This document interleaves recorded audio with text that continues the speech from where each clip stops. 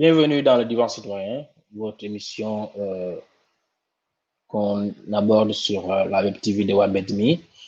Aujourd'hui, nous allons recevoir Madame Mariam Sy, nutritionniste. Comme les autres émissions, nous allons parler d'engagement, de sensibilisation en travers ce qu'elle fait, ce que nous faisons au quotidien pour améliorer la vie de la communauté. Nous avons eu à parler de la sensibilisation sur la COVID-19. Nous avons eu à parler sur les actions à mener dans les écoles. Aujourd'hui, nous allons parler d'alimentation. Et pour cela, nous avons comme invité, comme je vous ai dit, Madame Mariam Sy, nutritionniste. Madame Mariam Sy, bonjour. Bonjour, Aboubakri. Vous allez bien? Merci et vous-même. Bien, merci. Alors, nutritionniste. Alors, c'est une formation, c'est un métier, c'est... Voilà, dites-nous d'abord qui est Madame Mariam Sy et le métier ou en tout cas la fonction de nutritionniste, comment on devient nutritionniste et c'est quoi le travail au quotidien du nutritionniste. Le nutritionniste, d'abord, la nutrition, d'abord, c'est une science qui étudie le processus. C'est un complexe de processus dont l'aboutissement, c'est l'utilisation des nutriments dans notre organisme. Alors, j'ai fait une formation en nutrition à l'Université Cheikh Anta Diop de Dakar. J'ai fait un master en nutrition ici à l'Université Cheikh Anta Diop de Dakar parce qu'il y a beaucoup de gens qui pensent que peut-être il n'y a pas de nutritionniste ou en tout cas, il n'y en a pas beaucoup au Sénégal. Mais l'Université Cheikh Anta Diop de Dakar forme des nutritionnistes depuis pas mal d'années maintenant.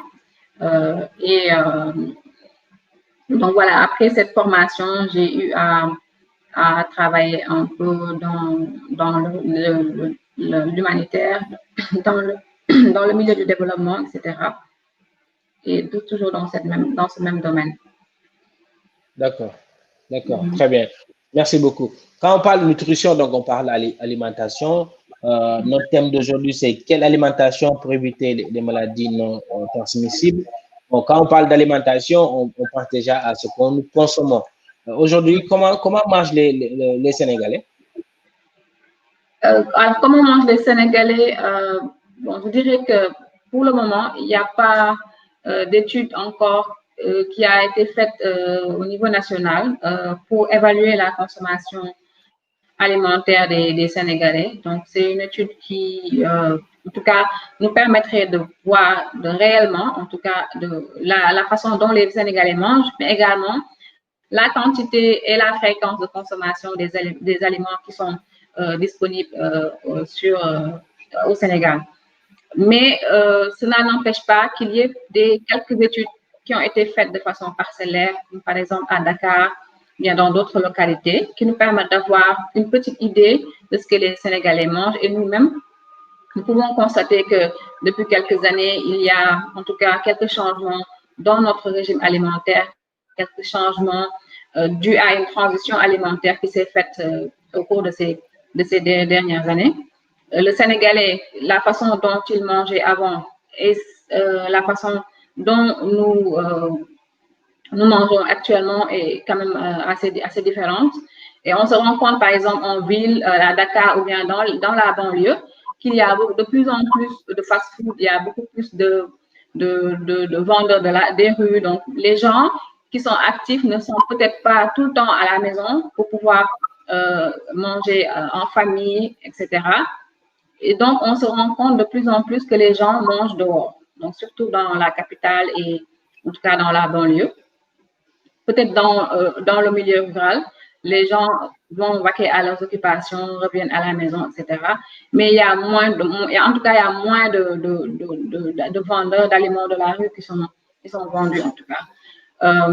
Donc, ce qu'on peut dire également, c'est par rapport aux différents repas. Donc, le Sénégal, il a l'habitude de consommer 3 repas dans la journée, en tout cas de 3 repas principaux. Donc, ce sont le petit déjeuner, le déjeuner et le dîner. Et le déjeuner, en général, on consomme beaucoup de pain.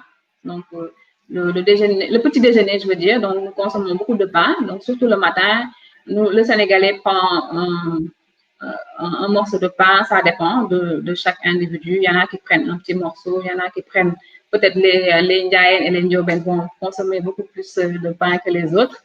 Donc, je les taquine un peu. Il y a également, il y en a également qui consomment des bouillies de fondé, par exemple, ou bien le lard ou le chakri. Tout dépend en tout cas des habitudes des uns et des autres. Il y a également le café, le thé, le quinquilibre, qui sont également des boissons chaudes qui sont consommées par les Sénégalais. Pour parler un peu du déjeuner, donc le déjeuner, c'est en général, notre alimentation est essentiellement composée de riz, en fait, d'aliments de base. L'aliment de base qu'on peut retenir, c'est essentiellement le riz. Donc, le Sénégalais consomme énormément de riz. Nos plats, surtout à midi, sont également constitués essentiellement de riz, ou bien maintenant, si c'est le soir, c'est à base de mil ou bien de maïs. Mais en tout cas, le riz constitue la céréale de base, surtout qui est utilisée plus pour le déjeuner. Il y a également voilà, d'autres aliments qui sont ajoutés pour apporter une diversification entre guillemets que je vais dire, parce que ça dépendra de beaucoup de paramètres, beaucoup de facteurs qui nous permettront de dire, par exemple, que notre alimentation est diversifiée ou bien, en tout cas, il manque tel ou tel aliment pour pouvoir combler ce gap. D'accord. Donc, la question qui me revient là, à l'esprit, c'est qu'est-ce que bien manger? Qu'est-ce que bien manger? Donc, je dirais que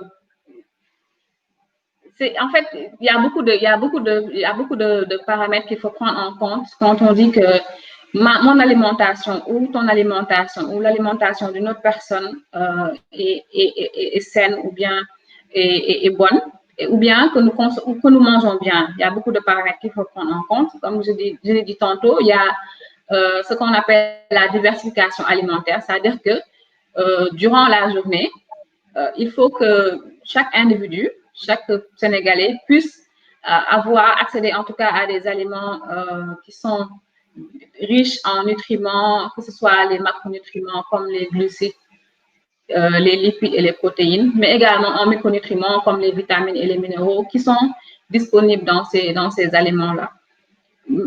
Donc, il faut une diversification alimentaire en fonction des groupes d'aliments parce qu'il y a plusieurs groupes d'aliments. Donc, si on prend par exemple dans la journée, on peut se dire qu'on va consommer des céréales de base, comme le riz par exemple, donc qui apporte tout ce qui est énergie, parce que c'est une source importante de glucides, donc qui nous permet d'avoir de l'énergie, qui nous permet d'avoir ce carburant-là, qui nous permet de fonctionner durant la journée, mais également apporter des légumes qui sont très riches, en tout cas en vitamines, en minéraux, donc qui permettent un bon fonctionnement de notre système également immunitaire. Et comme nous sommes également dans ce contexte de la pandémie de la COVID, j'ai l'habitude de dire du COVID, mais là, j'ai de la COVID-19. Donc, ce sont des aliments qui sont très, très, très riches en nutriments, qui nous permettent d'assurer une bonne défense de notre système immunitaire. À côté également, il y a tout ce qui est source de protéines, comme les poissons, les viandes, les œufs, mais également les légumineuses comme les niébés ou les haricots, etc. Donc, qui nous permettent en tout cas d'avoir une diversification alimentaire et de pouvoir répondre à nos besoins nutritionnels quotidiens. OK. Et donc, bon, après avoir entendu comment bien manger, après avoir entendu comment mangent les Sénégalais, bon, la déduction est, je dis, on se rend compte que nous mangeons mal alors dans notre pays. Oui, j'ai également oublié un autre aspect. Il ne s'agit pas seulement, par exemple, de dire, on a tous les groupes d'aliments, on essaie de manger un peu de poisson, un peu de viande, ou bien un peu de riz, bien un peu de fognon, ou en tout cas d'essayer d'apporter tous les éléments nutritifs, mais également il y a la quantité. Il y a la quantité d'aliments que l'on doit consommer par jour. Donc maintenant, si la quantité ou bien la qualité, en tout cas un de ces paramètres fait défaut, donc notre alimentation peut ne pas être une bonne alimentation. Il y a également d'autres facteurs qui entrent en jeu. Il y en a énormément. Il y a également l'hygiène, il y a la qualité des aliments, parce qu'il y a beaucoup d'aliments également qui sont transformés, ultra transformés. Comme je l'ai dit tantôt, on consomme beaucoup d'aliments qui sont vendus dans la rue et en général, il n'y a pas cette sécurité sanitaire que l'on attend. Donc, il n'y a pas une certaine hygiène. Donc, les vendeurs ne prennent pas, en tout cas, ne font pas très attention à la conservation de certains aliments. Donc, parfois, par exemple, pour certains aliments qui ont été préparés la veille, on les réchauffe et après, on les revend. Donc, tout ça, ce sont des facteurs qui peuvent entraîner une mauvaise alimentation. Mais également, il y a un autre aspect qui est important, c'est, voilà, je pense que voilà, c'est ça. C'est ça. C'est par rapport à la qualité, par rapport à la quantité, par rapport à l'hygiène, et voilà, etc. Donc, ce sont des aspects qui sont très importants et qui sont parfois négligés au Sénégal. Ok, parce que la sécurité sanitaire des aliments, c'est très, très important. Aujourd'hui, c'est un des points sur lesquels la FAO travaille et vraiment, faudrait remettre ça en exergue parce que c'est l'élément fondamental, surtout en cette période de Covid, s'assurer voilà, ce qu'on mange est sain et voilà.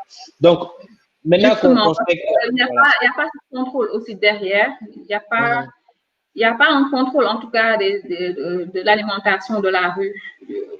Même s'il y a un contrôle, ce n'est pas très, comment dire, ça ne se ressent pas tellement. Voilà, c'est pas très poussé. Donc, il faudrait beaucoup plus de contrôle dans ce sens, parce qu'il y a énormément de problèmes que l'on rencontre dans cette alimentation. Effectivement, parce que je pense que on l'a vu, on voit à peu près dans Dakar et dans la banlieue des gargotes et des restaurants qui s'ouvrent un peu partout. Et, voilà, et la majeure partie des gens vont y manger. Les couverts s'interchangent, voilà, les gens mangent quasiment dans la rue. Donc, il n'y a pas encore vraiment une vraie politique sur ça, sur la sécurité sanitaire des aliments. Et je pense qu'il faudrait se battre pour que ça vienne. En tout cas. Voilà. Maintenant Mariam, donc je rappelle que Mariam est nutritionniste et qu'elle est notre invitée aujourd'hui. On sait que on promeut disons ce qu'on appelle manger 5 fruits et légumes au moins par jour. On sait que chez nous, bon, les légumes, on les cuit, on les met en mode vraiment bien cuit. On aime bien les choses bien cuites chez nous. Les fruits, bon, on n'a pas assez de fruits, en tout cas que les Sénégalais consomment. On voit que c'est pas,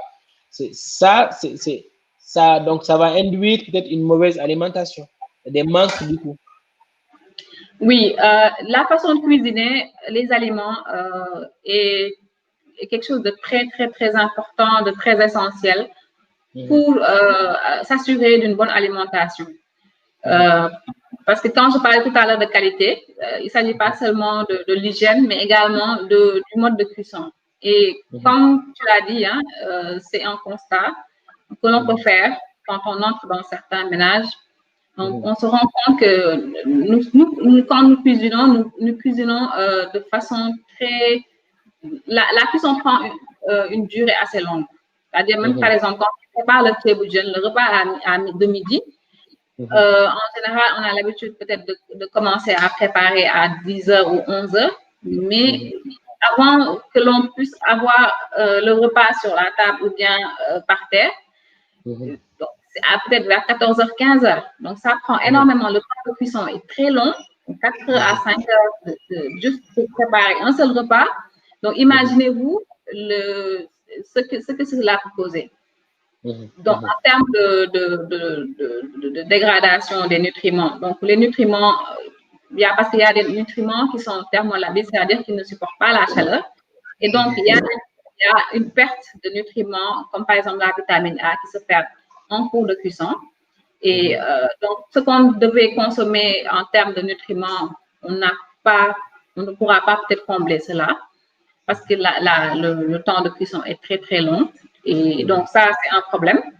L'autre problème également, c'est voilà, le fait d'utiliser, par exemple, de l'huile qui est trop chauffée. Donc, ça aussi, parfois, même quand tu dépasses, quand tu es dans la rue, quand tu marches, à l'heure, par exemple, de préparer les repas, tu peux entendre un bruit, par exemple, tias. Bien, en tout cas, qui te montre que l'huile est tellement chauffée que voilà, ça cause également un autre problème. Parce que l'huile, quand ça chauffe trop, donc ça produit ça entraîne une formation de produits cancérigènes. Et ça, les gens ne s'en rendent pas compte. Mais c'est quelque chose de très, très, très, très dangereux pour notre santé. Donc, l'huile ne doit pas être très préchauffée. Et ici, malheureusement, les femmes, on va dire, chauffent l'huile à une température très, très élevée qui peut produire en tout cas des produits assez cancérigènes. Voilà, donc du coup, conséquence, comme vous le dites, hein, c'est des maladies. C'est des maladies, comme vous venez de dire, comme le cancer et d'autres maladies. Et donc, c'est là on a la liaison entre l'alimentation et la santé.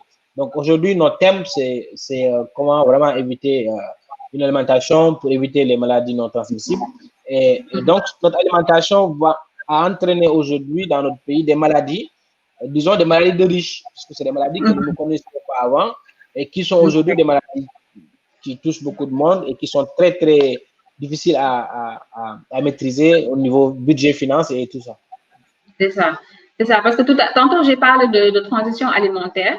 Donc, la façon dont nous mangeons avant est un peu différente. On peut s'en rendre compte, hein, on peut s'en rendre compte parce que, voilà, j'ai expliqué un peu qu'il y a une poussée de fast-food ou bien de vendeurs de la rue qui sont un peu partout. Et certains aliments, peut-être qui n'étaient pas disponibles avant, ou bien on pensait peut-être que certaines maladies étaient juste des maladies de riches. Mais ces maladies-là en tout cas, ces maladies-là sont beaucoup plus présentes maintenant au Sénégal. Donc, avant, c'était juste quelques personnes qui étaient diabétiques, ou bien qui avaient le cancer, ou bien qui avaient des problèmes cardiovasculaires, ou bien une hypertension artérielle. Mais on se rend compte de plus en plus que même les jeunes sont confrontés à ce genre de maladie, que même des personnes qui ne sont pas nantis, qui ne sont pas riches, sont confrontés, souffrent de ces maladies-là. Pourquoi? Parce que certains aliments, comme par exemple notre alimentation qui est maintenant ultra transformée, qui est accessible un peu partout et pas trop cher. Donc, c'est ce qui fait en général que maintenant, voilà, donc tout le monde a accès à ce genre d'aliments qui sont très, très riches en sucre, très, très gras, mais également très riches en huile, en graisse, etc. et en sel. Donc, ce sont ces facteurs-là qui font que maintenant, avant, les maladies qu'on retrouvait chez les riches, tout le monde peut être affecté par ces maladies-là. Bon, maintenant, on en revient à notre question. Hein. C'est maintenant qu'on sait que si on mange mal et qu'on cuit mal les aliments, comment y remédier? Quel type d'alimentation aujourd'hui vous pouvez nous conseiller, pour nous préconiser pour qu'on évite ces maladies-là? Alors, en fait, pour remédier à cela, il faut trouver déjà les causes. On en a parlé. On a parlé des problèmes. Hein, on a essayé d'exposer les problèmes. Comment les Sénégalais mangent. Quels sont les problèmes réellement que nous rencontrons. Donc, on a parlé du mode de cuisson. D'abord, il faut qu'on essaie de changer la façon dont nous cuisinons. Parce que plus les aliments sont cuits, plus les aliments sont transformés, ultra transformés, donc plus cela peut entraîner une perte des nutriments, mais également une formation d'autres produits qui sont cancérigènes, etc. Donc, il faudra changer notre façon de cuisiner, c'est-à-dire diminuer le gras dans nos plats, utiliser moins d'huile, utiliser moins de graisse, utiliser également moins de sucre, parce que nous consommons aussi beaucoup de sucre à travers les boissons gazeuses que nous consommons, à travers les jus de fruits. Donc maintenant, il y a beaucoup d'entrepreneurs qui sont dans la transformation des fruits et légumes, qui proposent des produits assez variés comme les jus de fruits, etc. En tout cas, comme les, comment ça s'appelle, les concentrés de jus qui sont très, très concentrés en sucre. Donc, là aussi, je fais un petit plaidoyer, bien un cri de cœur, en tout cas, auprès de ces entrepreneurs, en tout cas, auprès des commerçants qui commercialisent, produisent qui nous proposent en tout cas des boissons très sucrées, d'essayer de diminuer ce sucre qui est ajouté en tout cas dans ces boissons-là. Donc, il y a également le fait de trop chauffer l'huile. Donc, ça aussi, on peut préparer le repas sans pour autant chauffer l'huile à des températures extrêmes. Parce que on pense que quand on ne chauffe pas pour l'huile, donc peut-être le poisson ou la viande va pas cuire trop rapidement. Alors que ce sont des produits cancérigènes qui vont être produits. Donc, il faut qu'on essaie de cuisiner sans pour autant chauffer l'huile, porter l'huile à des températures très élevées. L'autre chose également, c'est voilà, de varier notre alimentation, d'éviter les aliments qui sont trop gras, trop riches en sel et en sucre. D'accord. Bon, on a parlé de maladies non transmissibles. Bon, j'ai reçu une question de savoir c'est quoi une maladie transmissible. C'est quoi la différence non transmissible? Oui, mais les maladies non transmissibles, ce sont les maladies qui ne se transmettent pas d'un individu à l'autre. Les maladies transmissibles, par exemple, c'est comme les IST, etc.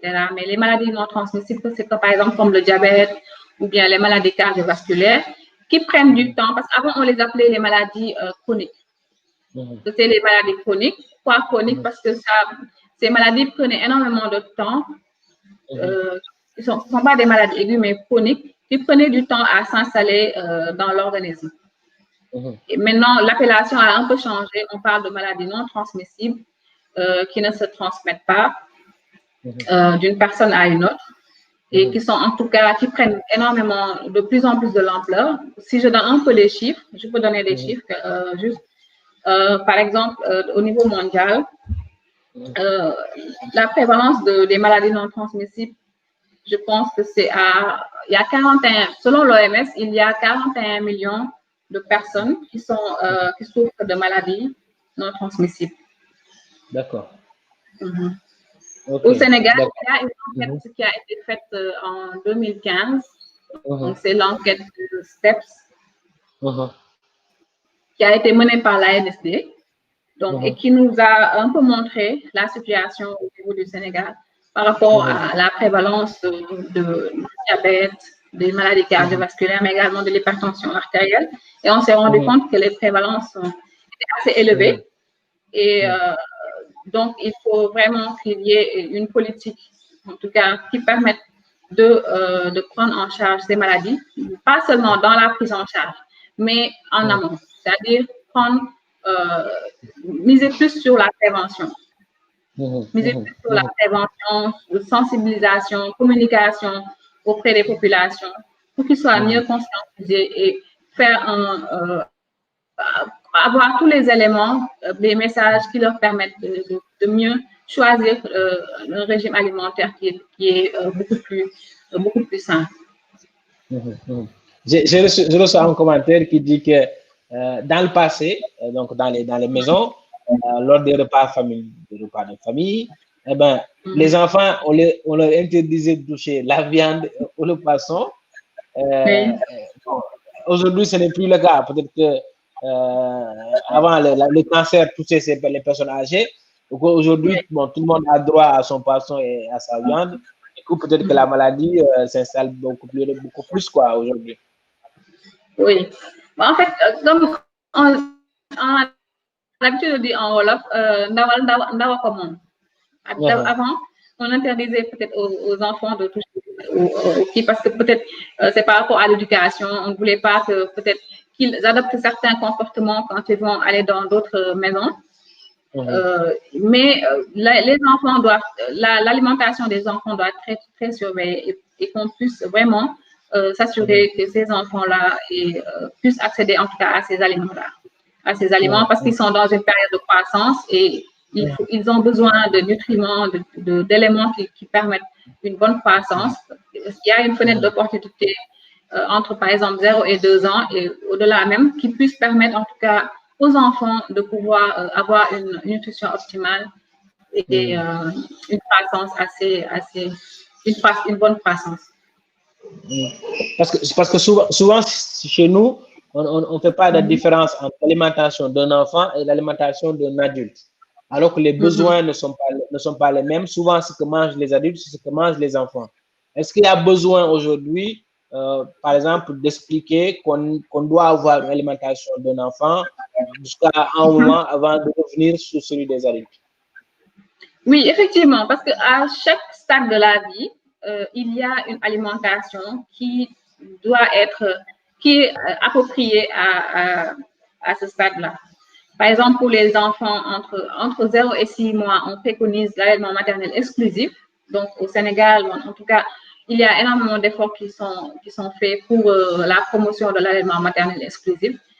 Il y a des efforts, mais ça reste encore parce que ce n'est pas tout le monde qui pratique l'allaitement maternel exclusif.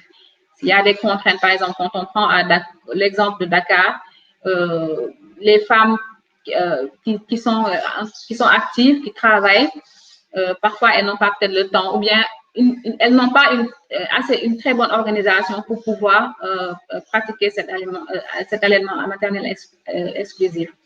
À partir de 6 mois, à partir de 6 mois, l'alimentation complémentaire doit être apportée. Donc, pour couvrir les besoins, parce qu'à partir de 6 mois, le lait maternel ne suffit plus pour couvrir les besoins de l'enfant. Donc, il faut apporter d'autres sources de nutriments, d'autres sources en tout cas, de nutriments qui puissent permettre une bonne alimentation chez l'enfant. Et ça, c'est apporté par les aliments, les différents groupes d'aliments dont nous disposons ici au Sénégal. Et donc, l'enfant, à partir de 6 mois, doit avoir une alimentation qui est différente d'un adulte. On ne peut pas donner, ou bien la façon dont l'enfant qui a 6 mois mange est différente d'un enfant peut-être qui a 5 ans. À partir de 1 an, l'enfant peut commencer à manger dans le repas familial, autour du bol, etc. Mais il faut vraiment que nous essayions de veiller plus à l'alimentation des enfants parce qu'il y a encore la malnutrition par carence. Il y a également des enfants qui souffrent de malnutrition par carence, qui sont malnutris et parfois, maigreux. Donc, c'est très important de pouvoir assurer une bonne alimentation de ces enfants. Dans certains coins qui sont assez reculés, parce que j'ai eu quand même à parcourir un peu certaines régions du Sénégal, et on se rend compte également que dans ces zones, l'accès à certains aliments est très difficile. Parfois, ce n'est pas disponible également. Il y a beaucoup de facteurs qui peuvent l'expliquer, facteurs financiers, mais également la méconnaissance des aliments, de l'importance des aliments qui sont disponibles là-bas. Donc, c'est très important de pouvoir assurer une bonne alimentation de ces enfants. Ok. On nous dit aussi, bon, dans un commentaire, hein, que on préconise de manger donc les 5 fruits et légumes par jour, mais malheureusement, le marché fait que les légumes et les fruits sont souvent chers. Est-ce qu'on peut aujourd'hui, en termes d'apport nutritif, est-ce qu'on peut trouver des alternatives? Oui, effectivement, on se rend compte que surtout dans cette période de pandémie où certains aliments ne sont pas accessibles ou bien en tout cas il y a des pertes au niveau de certaines zones. Donc, par exemple, quand on dit, par exemple, on doit manger 5 fruits et légumes par jour, c'est l'équivalent de portions de fruits et légumes que nous devons manger durant la journée. Mais ce qu'on ne comprend pas souvent, c'est que on n'a pas besoin d'acheter des aliments, des fruits et légumes qui sont trop chers, en fait. Ici, parfois, on se dit que non, quand on ne mange pas une pomme ou bien une banane, on n'a pas mangé de fruits. Alors que nous avons d'autres fruits qui sont disponibles, mais qui ne sont pas considérés comme étant des fruits qui sont très nutritifs, alors qu'ils sont très nutritifs, comme par exemple le solum ou bien les jujubes, les produits que nous avons un peu partout et qui ne sont pas en général consommés, ou bien en tout cas très faiblement consommés et qui ne coûtent pas très très cher. Donc même la vendeuse du coin, on peut acheter par exemple un sachet de jujube ou bien un sachet de solum ou un sachet de sunku, etc. Et qui ces aliments-là peuvent nous apporter les éléments nutritifs dont nous avons besoin.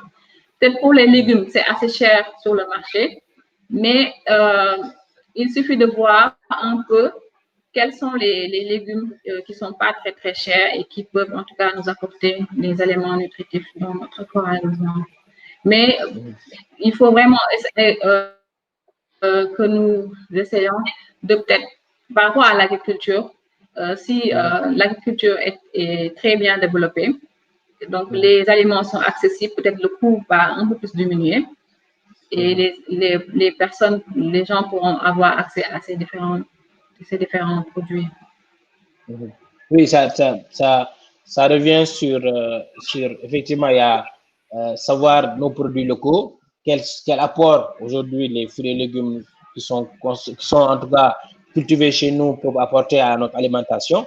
Parce qu'aujourd'hui, on pense, comme vous dites, que c'est de la pomme, c'est la banane, c'est l'orange, alors qu'on a des substituts capables de donner les mêmes quantités en termes nutritifs qu'on pourrait, disons, utiliser, mais qui ne sont pas bien valorisés. Donc, ça revient à valoriser nos produits locaux, à les mettre en exergue, à ce qu'on les transforme, à ce qu'on puisse, parce que l'idéal aurait été, par exemple, qu'on puisse, c'est le solum, les jujubes, qu'on puisse en avoir comment on appelle, séché ou transformé, de sorte que ça soit facile à consommer. Voilà. Mais quand vous le consommez en dehors de chez vous, souvent c'est dans des gargotes ou dans des trucs et c'est pas très bon. En termes de visuel, c'est pas très attractif, mais on doit pouvoir travailler sur ça pour les rendre attractifs, pour les rendre attirants, pour que ça devienne une consommation normale et nationale.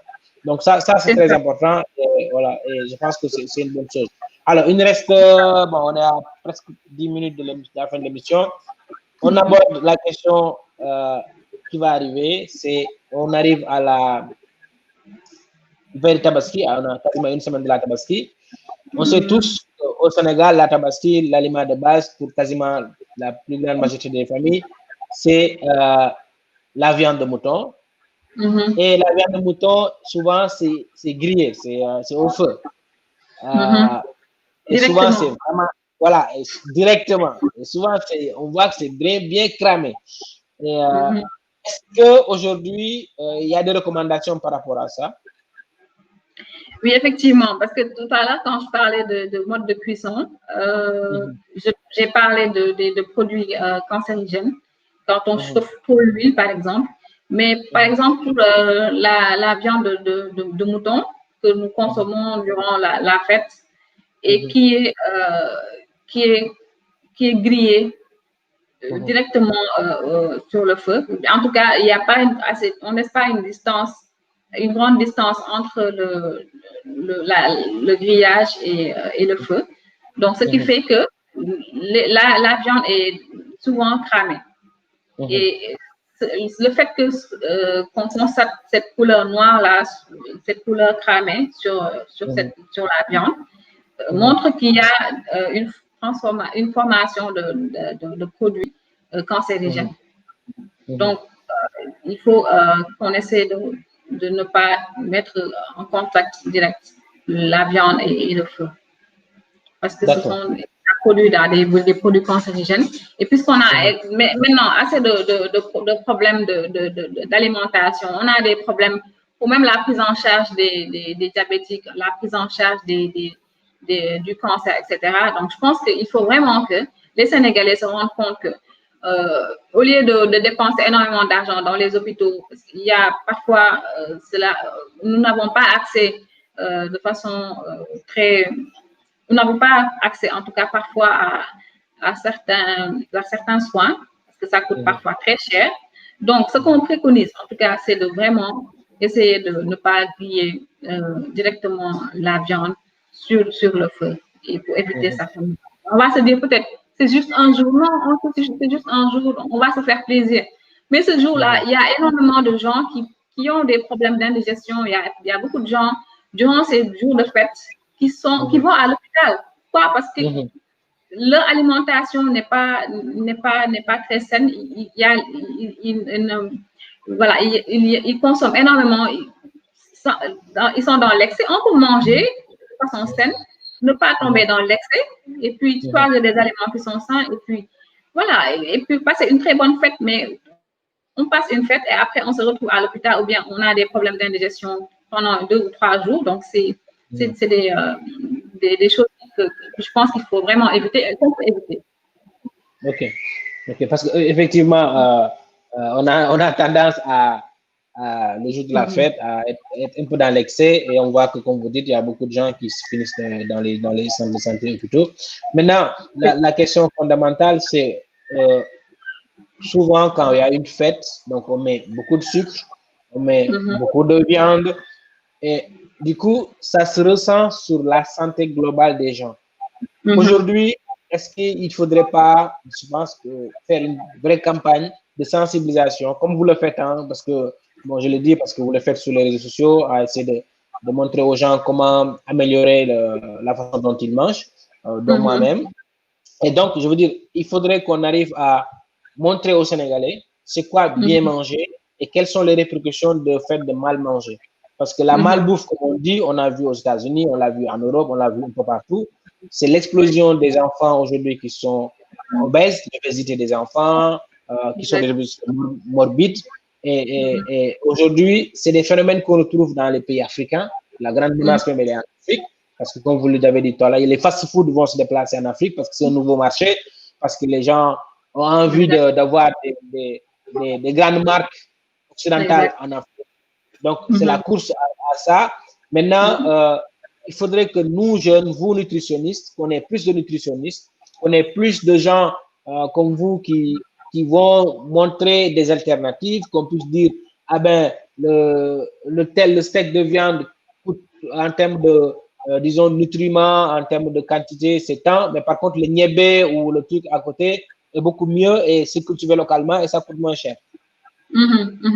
C'est ça, il faut qu'on aille plus vers la valorisation de nos produits locaux et diminuer la consommation, en tout cas, de ces produits qui commencent à envahir le marché. Les produits ultra transformés, on ne sait pas comment c'est fabriqué. En tout cas, on sait qu'il y a beaucoup de conservateurs, on sait qu'il y a beaucoup d'additifs, on sait qu'il y a beaucoup de gras, beaucoup de sel, beaucoup de sucre, et beaucoup de colorants. Donc, ce sont des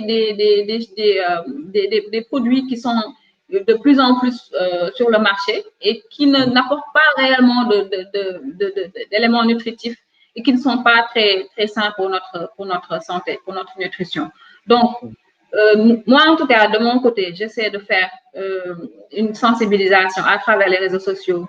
J'écris, je parle, parfois je fais des lives pour vraiment sensibiliser parce que je me dis qu'on ne doit pas rester comme ça. On a les informations, les bonnes informations, il faut qu'on les partage. Peut-être que chacun a son travail. On essaie de voir, par exemple, au niveau national, en tout cas au niveau du ministère de la Santé, comment faire pour vraiment prendre en charge ces questions, mettre en place une bonne politique, pouvoir également mettre en place des recommandations alimentaires, etc., qui puissent permettre aux populations de recevoir des messages qui sont bien élaborés et qui peuvent les orienter pour leur choix alimentaire. Donc ça, c'est très important. Ça tarde à se faire, mais j'espère que, en tout cas, il y a cette prise de conscience qui est là. Et que vraiment, que même si on n'attend pas le ministère de la Santé ou l'État, que nous, par exemple, puisqu'on parle d'action citoyenne, qu'on puisse voir comment s'organiser pour, par exemple, comme vous faites pour les quartiers challenge verts, donc pourra peut-être organiser des campagnes, des petites campagnes dans les quartiers, voilà, sensibiliser les gens. Je sais pas, moi, peut-être, on va peut-être y réfléchir un peu plus après et pouvoir en tout cas délivrer les messages, les accompagner, et mieux leur expliquer qu'ils puissent voir également. Parce que on dit en général, seeing is believing. Quand ils voient que vraiment ce que l'on fait a beaucoup plus d'impact, ce que l'on fait, et voilà, c'est ça en fait qu'il faut faire. On leur montre. Et je pense que si on montre aux gens comment il faut manger, qu'est-ce qu'il faut manger, je pense qu'il y aura beaucoup plus d'impact et les gens auront plus cette conscience pour manger de façon plus saine. En tout cas, c'est quelque chose que voilà que j'essaie de partager un peu. Je suis peut-être que c'est pas suffisant. Peut-être que s'il y avait d'autres personnes, il y en a d'autres, il y a d'autres personnes qui font un peu de la sensibilisation. Mais si on était un peu plus nombreux, que chacun puisse porter, que toi ou bien d'autres personnes qui ont en tout cas reçu des messages dans ce sens, puissent également partager avec d'autres. Ce serait très intéressant. Ok, bon, je vais finir avec deux, trois questions. La première, c'est, il y a combien de nutritionnistes d'après vous au Sénégal? Non, je ne sais pas exactement, mais comme je vous ai dit, l'Université Cheikh Anta Diop forme des nutritionnistes. Il y a également d'autres universités au Sénégal qui forment également des nutritionnistes qui travaillent un peu partout dans les ONG, dans les structures hospitalières, etc. D'accord. Mais on est aujourd'hui, on va dire. D'accord, d'accord. Aujourd'hui, si demain, quelqu'un qui a suivi le divan citoyen avec Mariam Sy, vous contactez Mariam Sy pour des questions nutritionnelles, pour savoir bien manger ou comment manger, comment on peut faire? Bon, en fait, je suis très active sur Twitter. Donc, je peux laisser peut-être mon compte Twitter. Oui, donc, tu peux mettre après, on mettra dans le chat. Voilà. Voilà. Donc, si la personne a un compte Twitter, elle peut me contacter sur Twitter ou bien sur Facebook. D'accord. D'accord, très bien. Et bon, je tenais à vous remercier pour l'invitation. Je tenais à ce qu'on parle à la veille de la Tabaski d'alimentation. On voit qu'on a encore le chemin à faire sur bien manger. Et il y a l'accessibilité de la nourriture, mais aussi comment consommer cette nourriture-là. Et comme vous dites tout à l'heure, on va essayer d'associer l'agriculture et la nutrition dans nos futures activités, Inch'Allah. Merci beaucoup, Mariam. Merci à vous, Abou. Allez, à bientôt. Bye bye. Merci à tous. On se dit à la prochaine. Au revoir. Merci, au revoir.